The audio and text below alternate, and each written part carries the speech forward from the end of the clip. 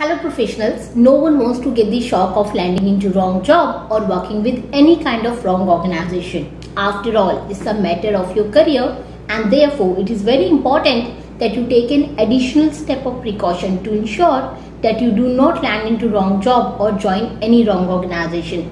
This is the agenda of this video where I'm going to share with you top 7 red flags which will give you an alert to be extra cautious to check the facts about your future employer. And if you will notice these signs or red flags, then it will reduce and minimize the chances of getting trapped by any wrong employer or joining any wrong organization. And one of the best thing is that you can notice these signs or red flags during the interview process itself, and after that if you want to continue with the interview process or not, that is your call. So for now, let's get started. The very first sign or red flag which you will notice, that is job responsibilities are not clear. If any employer who doesn't has the clarity about the job role for which they are calling you for the interview, then it's a time to rethink about that organization. After spending 11 years in HR industry, I'm telling you this thing. This is one of the few initial steps of recruitment process where hiring manager shares complete JD or job description with HR person so that first HR can understand about the job role and then only HR starts sourcing the candidates. If hiring manager doesn't share complete JD with HR, then it is the job of HR person to make the JD and get it approved by hiring manager so that he or she can start sharing or discussing with the candidates. It may happen that recruiters who are calling you from the consultancies may not have written JD available with them or may not be able to clarify each job responsibility in detail because they have many positions to close, and at times in hurry of closing the positions, they skip taking written JD from the employers, though they should not do this. Or it may happen that recruiter who's calling you from the consultancy, he or she could be a fresher and may not be able to explain each job responsibility in detail. Till this stage, you can still afford to give another opportunity to your future employer to clarify more about the job role or to give the clarity about the job role in future conversations. But if HR directly from the company or your hiring manager is not able to provide clarity on the job role for which they are taking your interview, then I will not recommend you pursuing with that kind of organization. Because if they do not know what work do they want to get done from you, then the question is, why are they even taking your interview? Or what competencies are they trying to evaluate in the interview process? Or how will they evaluate your performance post joining if they do not know what do they want to achieve by hiring someone on that position? All these things raises question mark on their working style and their processes and becomes first red flag for you to notice. Now let's move towards the second important red flag which you have to notice, and that is missing professionalism. Like candidates are expected to behave professionally, similarly employers are expected to behave professionally. If any employer cancels your interview at the last moment without sharing any proper reason or apologizing, or when you reach to the interview premises you find that interviewer is not available, then it shows no coordination between HR and hiring manager and raises a question mark on their seriousness for taking the interviews, and also makes another person think, does that organization respect the time of their candidates or not? Here let me share one real life example with you which happened with someone who's known to me. That candidate got the confirmation regarding her joining over the call from one of the organization, and her date of joining was scheduled just after 2 days of getting that on the call confirmation, and during those 2 days she was waiting to receive offer letter from the company. But when she did not receive the offer letter even a day prior of her joining, then she tried contacting HR people, but then no one answered her call, and finally her date of joining arrived and she did not had any offer letter in her hand.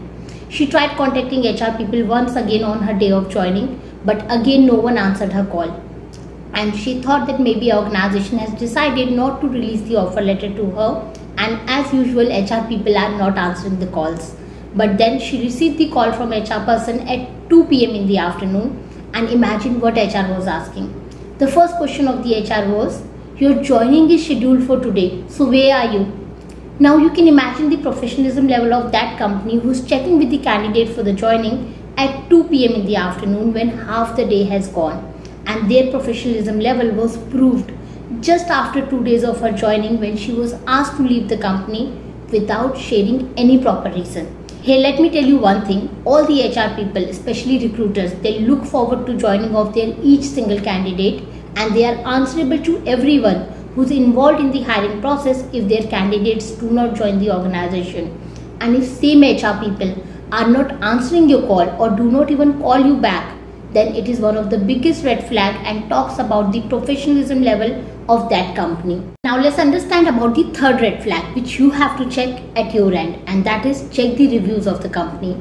Always make sure that you check the reviews of the organization before appearing for the interview or before accepting the job offer letter. And to check the reviews, you can visit glassdoor.com, Mouthshut or AmbitionBox, or try contacting people on the LinkedIn who have worked or are currently working with that organization, and generally people are helpful and they share the feedback, and your job is to find patterns in those feedbacks.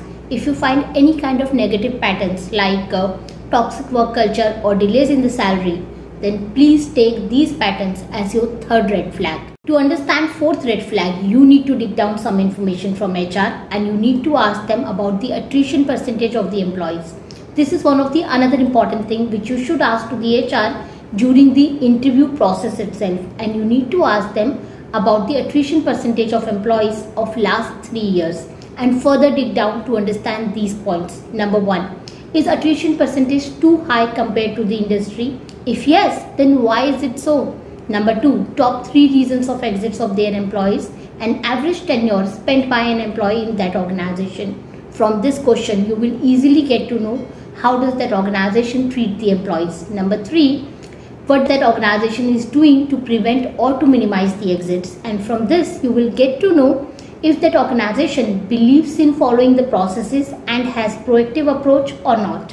Fifth red flag which you will find, that is initial impression is not good or work environment is not appealing. For this point, you should trust your gut feelings. If you feel that first impression of the organization is not coming out as professional or process oriented company, then please dig deeper to check your gut feelings.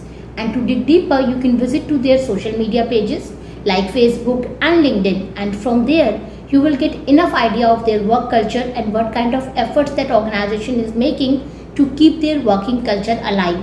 You can also try taking the feedback from their ex and existing employees. Now let's move towards the sixth important red flag which you will have to notice. But before that, your task is go to the comment section right now and please tell me, are you finding this video informative, helpful, yes or no? If yes, then like the video, share your thoughts in the comment section, and do subscribe to the channel to know more about job interview tips, career guidance and latest HR trends. And moreover, your subscription really motivates me to make more such informative videos for you. So do subscribe to the channel. Now, sixth important red flag which you will find, that is no written salary structure.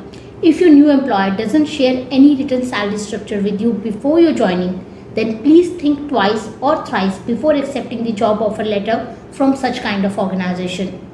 If your new salary structure is not in writing, that means it is not on papers yet. Though nowadays many organizations have started adopting this practice of not sharing the signed copy of salary structure along with the offer letter or even before the joining of the candidate, because many candidates use that document to negotiate the salary in their current organization.